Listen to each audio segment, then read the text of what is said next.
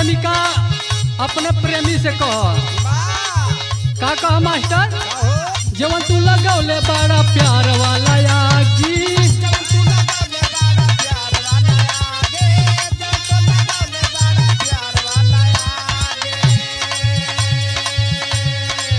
चैत के महीनवा में रात भर जागी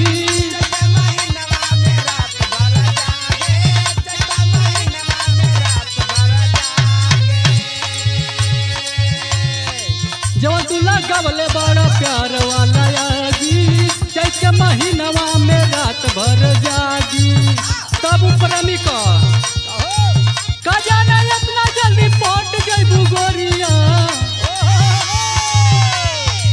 का जाने इतना जल्दी पहुंच जइबू गोरिया कटहर के लासानियर साट जइबू गोरिया कटहर के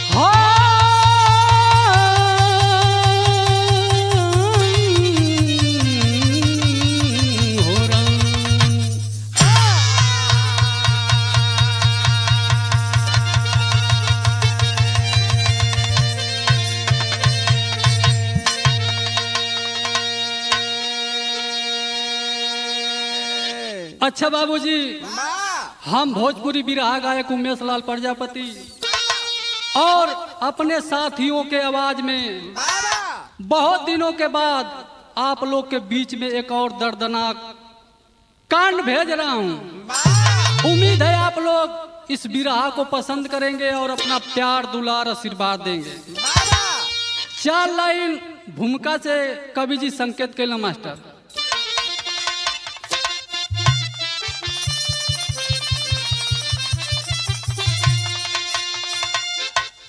धर्म का पंछी धरा से उड़ा अधर्म की दुनिया सजने लगी अपना ही अपनों का काटे गला पापियों की सहनाई बजने लगी प्यार का भूत सर पे ऐसे चढ़ा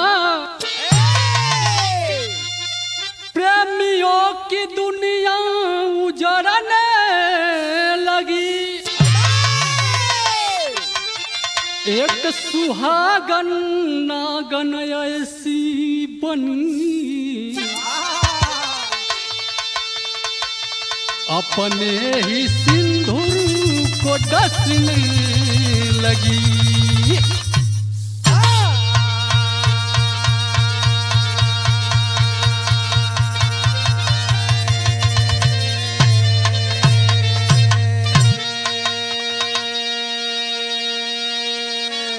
ए बाबूजी आज के डेट में ये धरती पे धर्म ईमानदारी और सच्चाई का कौनो जमाना ना है। जितना आप झूठ बोलोगे जितना गलत काम करोगे उतना ही लोग आपको सम्मान देंगे।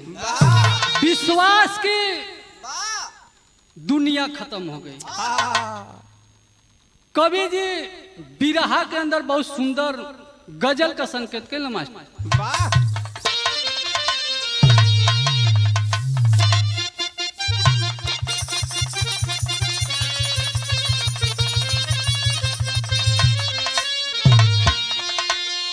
कौनो प्रेमी कह आजा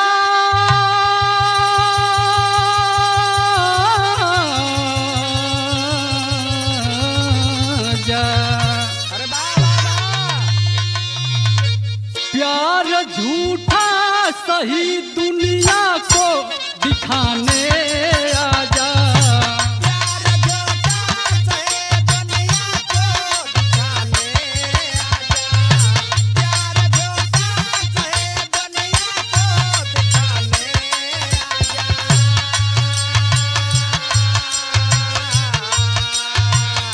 प्यार झूठा सही दुनिया को दिखाने आजा, तू किसी और से मिलने के बहाने आजा।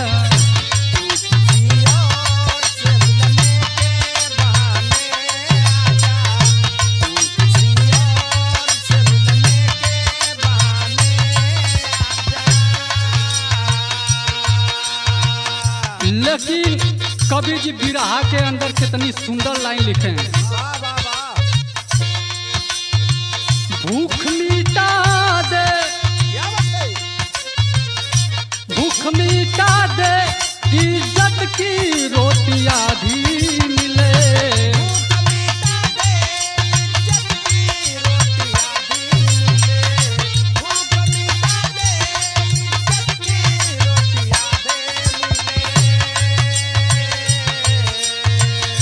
भूख मिटा दे, इज्जत की रोटियां भी मिले।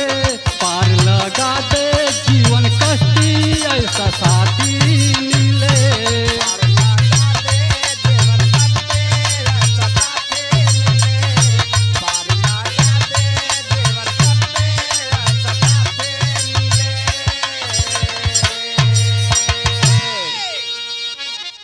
बतावल जाला इज्जत का रोटी अगर खैबा तो आधा टुकड़ा से भी पेट भर जाई।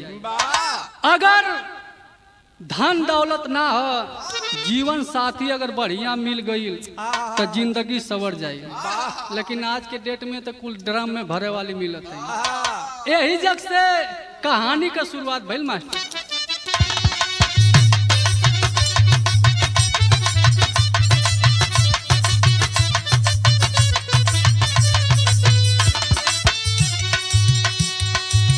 पत्नी लायक है तो पति का सम्मान बढ़े, है ना लायक तो खतरे में उसकी जान पड़े।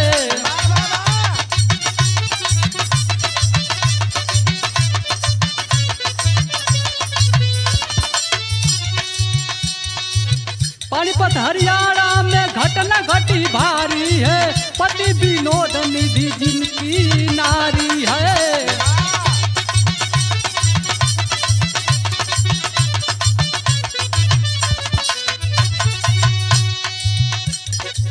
दो फूल खिले थे प्यार की फुलवरिया में, निधि मौज करे आशिक के कवरिया में।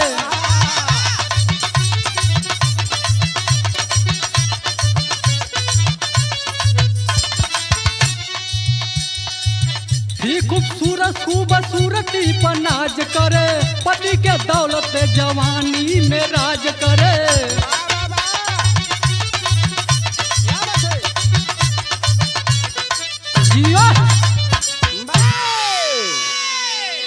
ए बाबूजी कहानी मिलल पानीपत हरियाणा।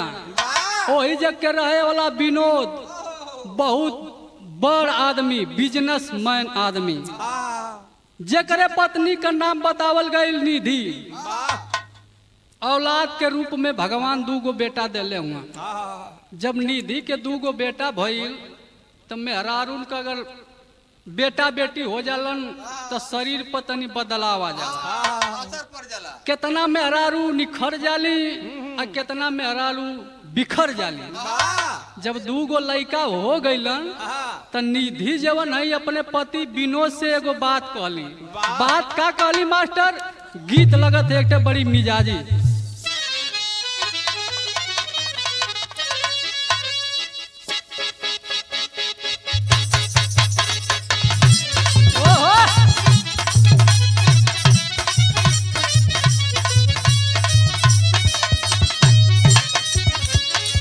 कौनो लड़की फेंकू भैया अपने ससुरे का शिकायत कर, अपने मर्दे के कह, यह कह हम बनी सता रबल मुआ 23 साल के।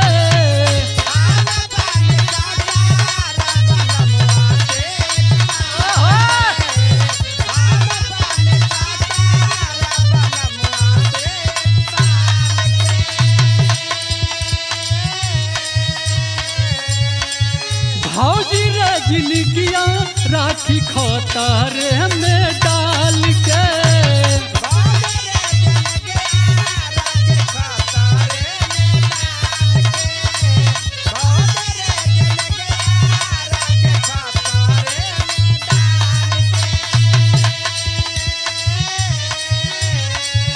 हम बानी बल मुआ 23 साल के भौजी रे जिंदगिया राखी खतरे में डाल के। केतन होई नीमन त सतैबे नु करी, केतन होई नीमन त सतैबे न करी। ये तना फरक पाऊ मरिया में कमरिया त दुखैबे न करी।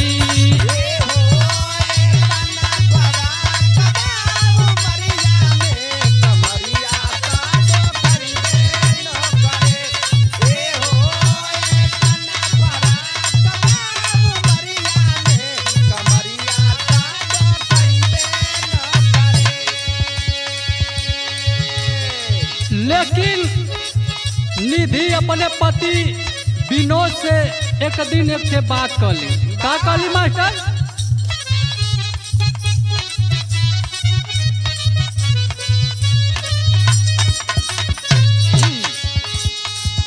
रुपया कमाला देखा हमारे हो हाल के।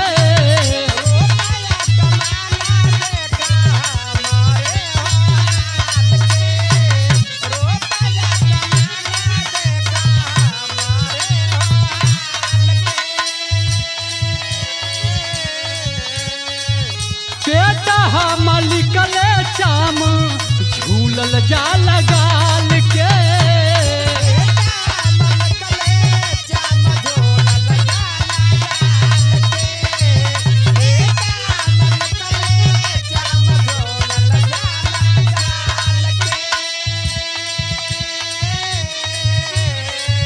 रुपया कमाला तानी देखा हमरे हाल के। बेटा हम निकले चाम झूलल जा लगाल के। केतनो खाई खाना त बुढ़ाइबे न करी, केतनो खाई खाना त बुढ़ाइबे न करी। भले रही 30 के उमरिया हो जवनिया तब रहिबे न करी।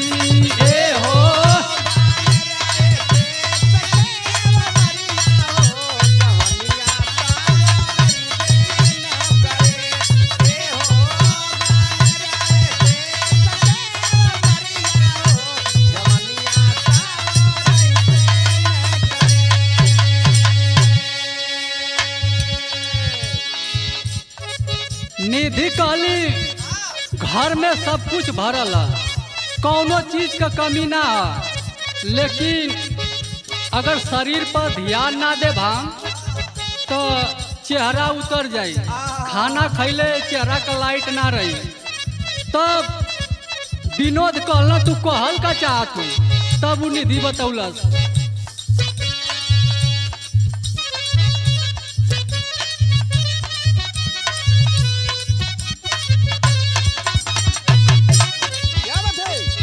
करब हम जी मजा के बादिरवानी ताजा।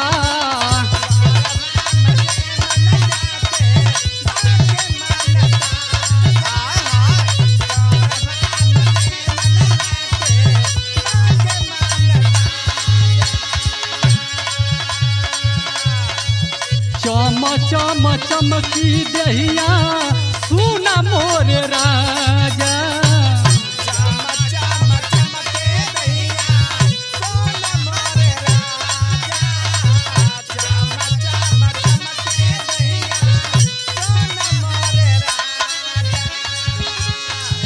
देखी के तोहरो मन ललचैबे न करी।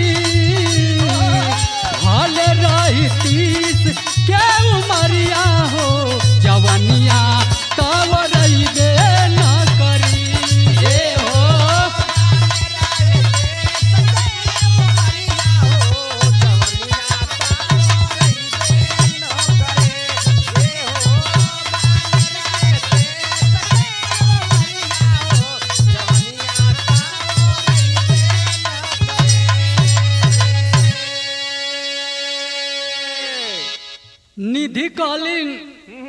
हमार नाम जिम में लिखवा दा। हम जिम जाई, एक्सरसाइज करब, बॉडी हमार एकदम ताजा रही। तो हूँ देखबा तो तोहरो मन ललचाई, नहीं तो हमके लगता कि कुछ दिन में तू दूसरा के फेरा में पड़ जीवा। अगर यह हमार हाल रही था। अब विनोद कैलन का नजदीकी जिम में जाके उनका नाम लिखवा देला। जब 2-4 दिन निधि जिम में गईलिन तो वहाँ होत का मास्टर गीत बदलत।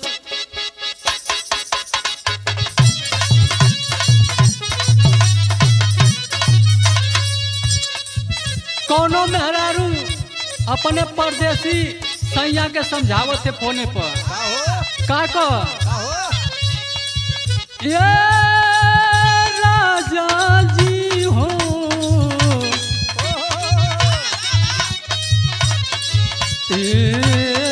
सैया जी यह का कहिला कम बतिया बूझा न ज्यादा।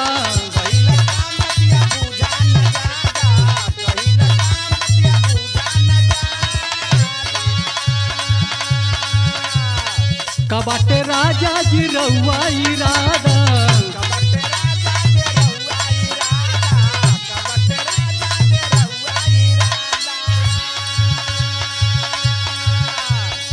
कहिला कम बतिया बूझा न ज्यादा।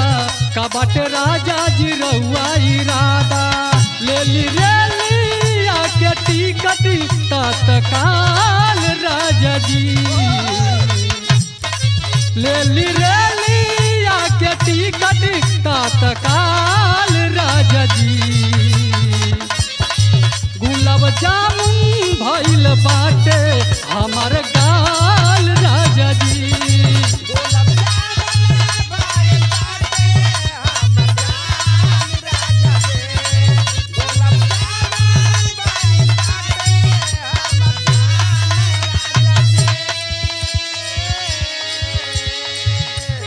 लेकिन बिरहा के अंदर का होता कवि जी भाव दलन।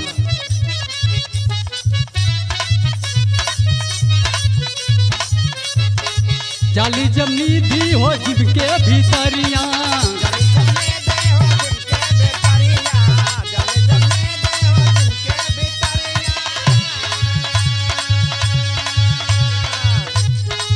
सबही के एकटा का देखे नजरिया।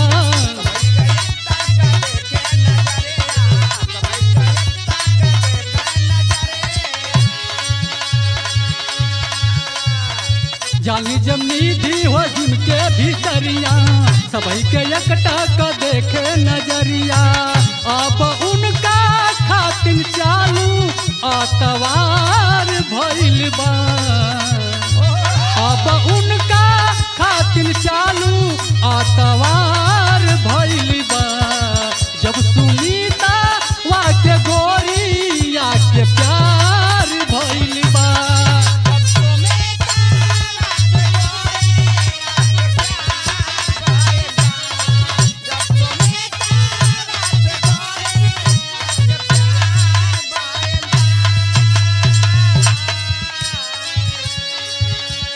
चार दिन जब निधि जिम में गईली, जिम ट्रेनर सुमित इतना जिम के बॉडी बनौले रहल। आय हाय जब देखलस निधि ने मनोज भैया ओकरे बॉडी पर लोभा गई। ओकरे नजर में सुमित गड़ गल। कहलस कि ये ऊपर से इतना बढ़िया चमकता तो नीचे से कितना ताकतवर हुई। अपने जाल में फंसा लेलस, प्यार में फंसा लेलस तो भइल का।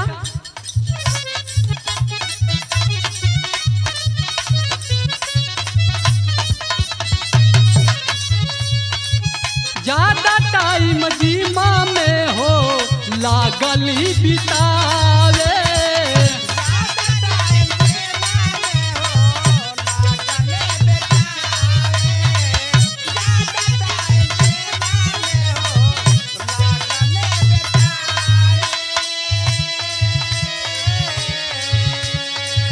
आशिक पे पति वाला दौलत लुटावे।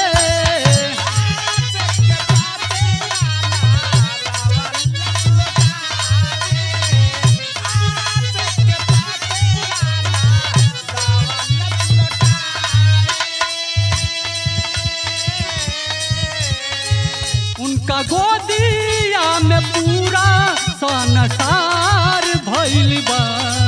उनका गोदिया में पूरा संसार भइल बा। जब सुनीतावा के गोरिया के प्यार भइल बा।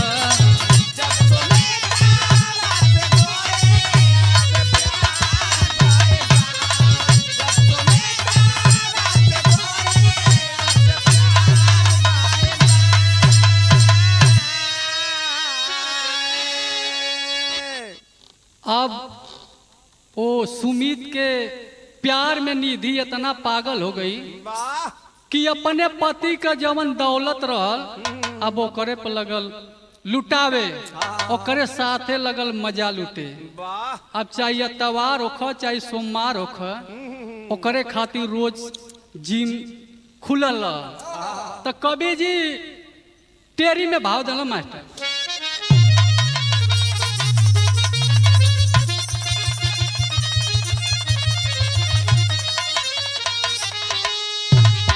अरे मोरे रंग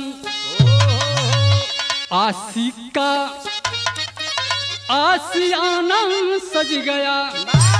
अरे आशिका आसियाना हो, आशिका आसियाना सज गया। भौरा देख जवानी हुआ है दीवाना, यार दीवाना, यार दीवाना है। भौरा देख जवानी हुआ है दीवाना, आशिक का आसियाना सज गया। अब सुमित जवन बा ओकरे जवानी के मजा पाउलस।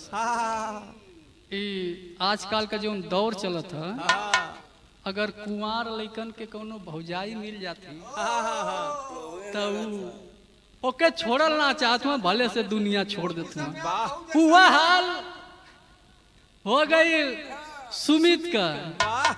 धीरे धीरे जब कुछ दिन बीतल, यह सिलसिला चलत बा उनन का, तो भैल का मास्टर गीत बदलत है। मन के माटी के गीत माई बहन लोग गावेली।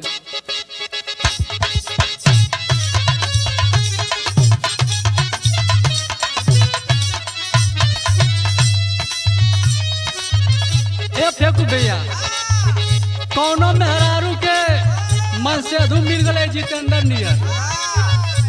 एक दिन वादा कैला मेला में जाए के, मेला में पहुँचल ना। इनके मालकिन के जोन सखी रही कल का हो जीजा जी आ जाइए कि और कहीं बीजा बनावत रह जाइए। कलश आवे तो कहले रहा वादा का पक्का हुआ, लेकिन कभी कभी कच्चा ले लेना तो वादा भूल जाला। कल कहाँ रहे कहले रहा तब बतावा। कहला कि राह पीपरवा के तारे,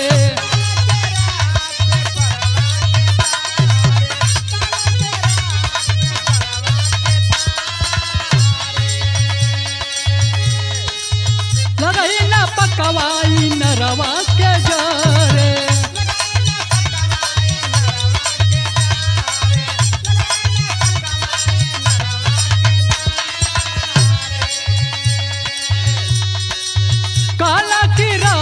पीपरवा के तारे, लगही न पकवाई नरवा के जरे। लागता कह के गैले, लागता कह के गैले पियऊ भूला रे बोहरिया पर मेलावा में। सैया बेटा रे बोहरिया पर मेलावा में।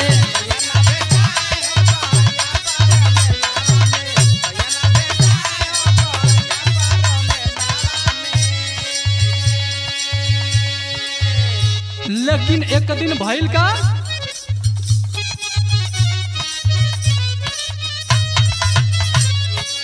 जब कर लेके आवत रहला हो घरे।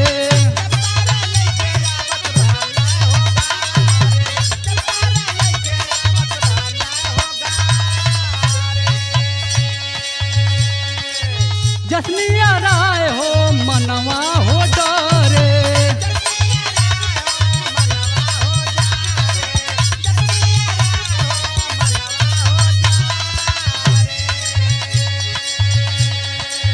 लेके कार जब देखा आवत रहल घरे, जसनिया राय उनकर मनवा हो डरे।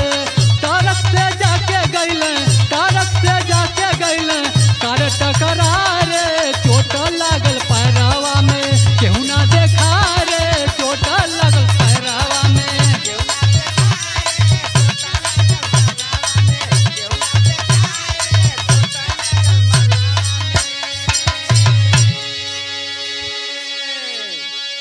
एक दिन विनोद अपने धंधा से शाम के टाइम कार लेके घर के ओर चलन।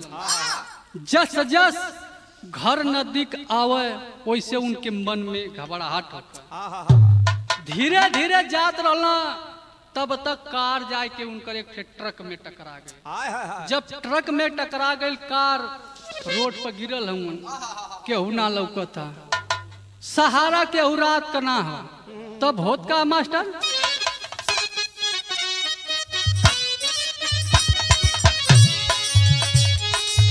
भैया बेसहारा कोई देला ना सहारा।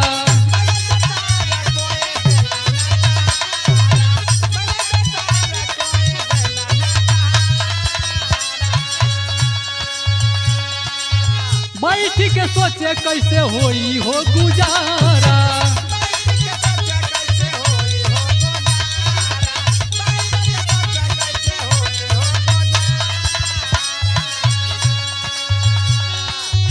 टेंशन से दाना पानी, टेंशन से दाना पानी, कुछ न सोहाय हो, चोट लागल पैरावा में, केहू न देखाए हो, चोट लागल पैरावा में।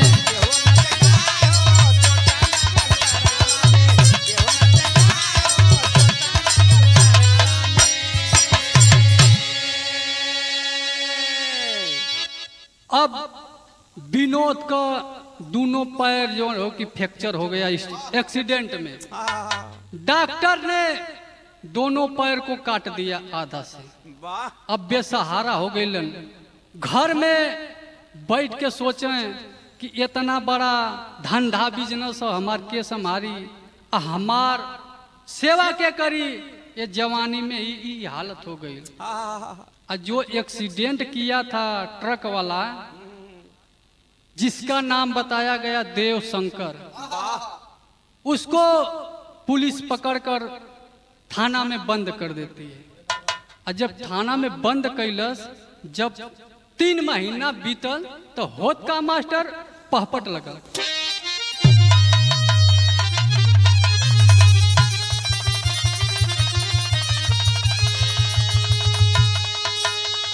अरे देव शंकर चल कर पयनवा जनवा मारे के, घर में बैठल बस जनवा जनवा मारे के।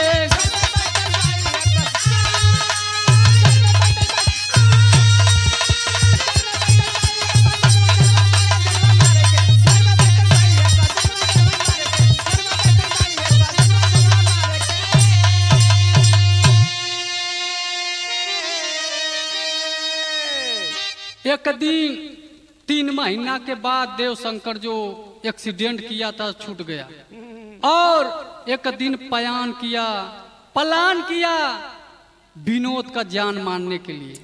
कैलाश का पापी पाकर मौका घर में घुसा बेईमान हो, 2 गोली मार कर ले लिया जान हो।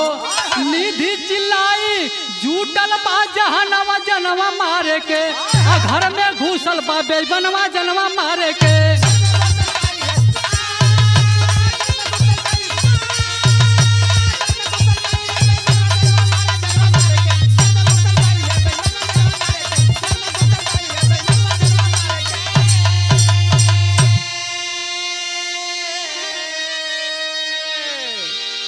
एक दिन घर में घुसकर और देव शंकर जो था उस विनोद का जान मार देता है।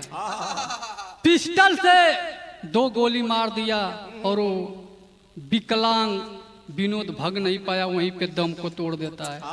इतना दृश्य के देखत के रहल निधि आवाज गोली की सुनकर दौड़ पड़ी अपने पति की ओर। देखलस तो तब तक देव सोनार जो था भग रहा था। जोरदार चिल्लाई, जुट गए सब पास पड़ोस वाले, उस देव शंकर को पकड़ लिए, पकड़ कर मारने लगे। फिर पुलिस आई और उसको ले जाकर बंद कर दी, जेल में डाल दी। इधर निधि जो है अकेली अपनी जिंदगी को जी रही है। जब धीरे धीरे कुछ दिन बीतल तो होत का मास्टर आल्हा लगा।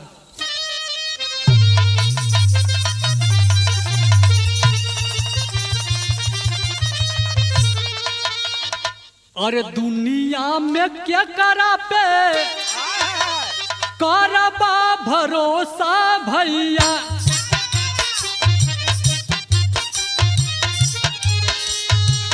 केहू नहीं जगावा में आपन देखा।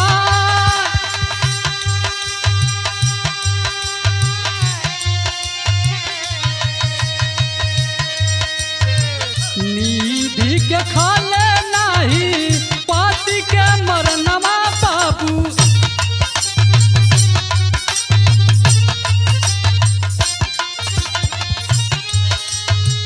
आशिक संग मौजा खूब रहे हो उड़ा।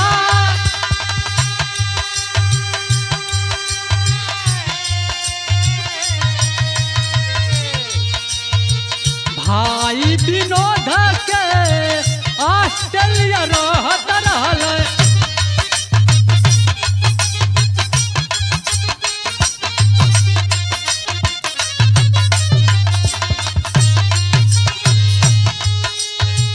गौआ के लगवा खबर दिहल जना।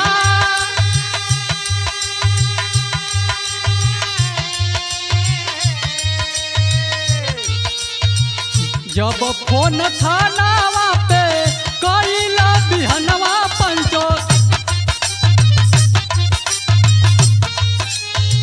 सुन के दरोगा जी गइल घबरा।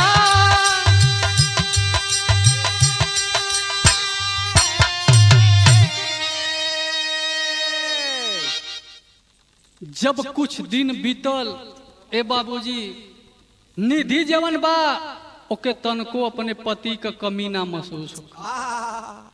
पूरी दौलत की मालकिन हो जाती है और अपने आशिक के साथ जो सुमित था खूब मौज मस्ती कर रही है।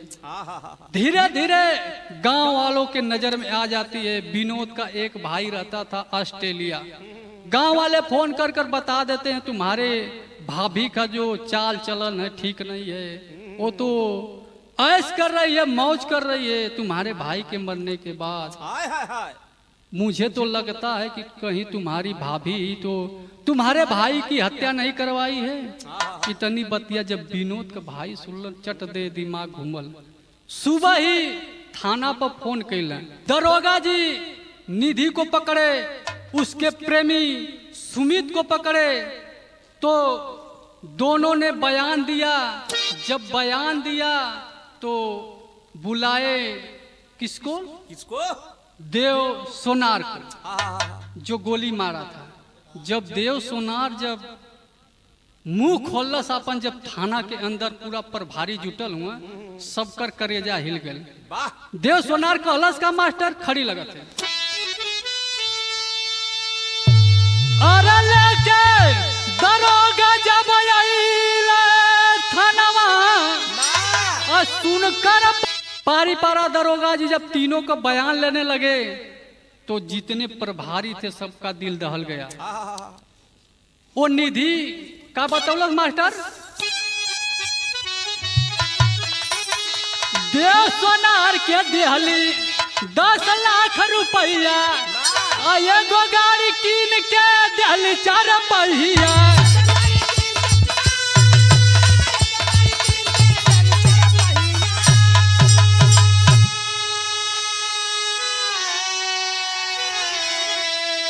अरे वही दिन पूरा नहीं भइले यार मनवा,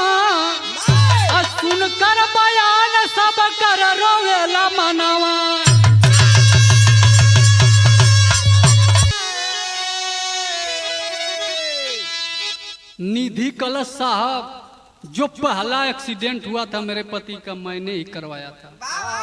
देव सोनार को 10 लाख रुपया दिया था एक गाड़ी लेने के लिए और उसके घर का पूरा खर्चा मैं चलाती थी। एक्सीडेंट वो हुआ नहीं था, कराया गया था। उस दिन मेरे दिल की अरमान नहीं पूरा हुआ, तब मैंने दूसरा प्लान रचकर अपने पति की हत्या करवा दी। दरोगा जी कहना औरी का कैली, तब बतावा। अरे उनके घर का खर्चा सारा हम ही उठवली, दे के पैसा थाना वाते हम ही छोड़ावली।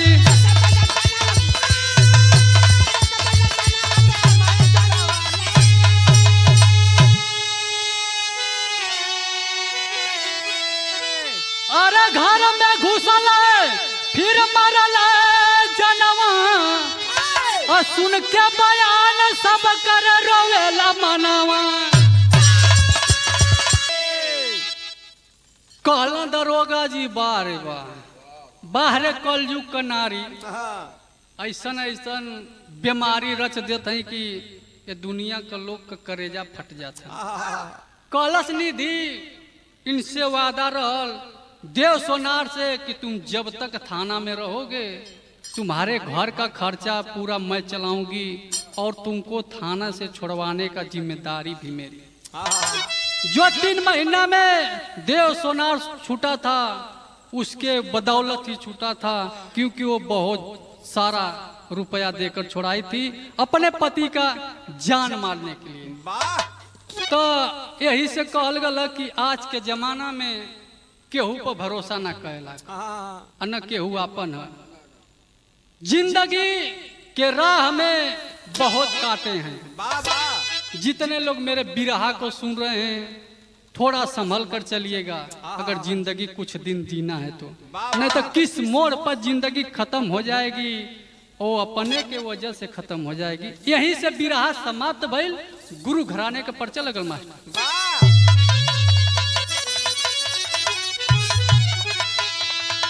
गुरु बिहारी, गुरु गणेश, गुरु रामलाल गुरकारी, स्वर्ग बसे चंद्रिका, कभी बच्चन जी बने पुजारी हो।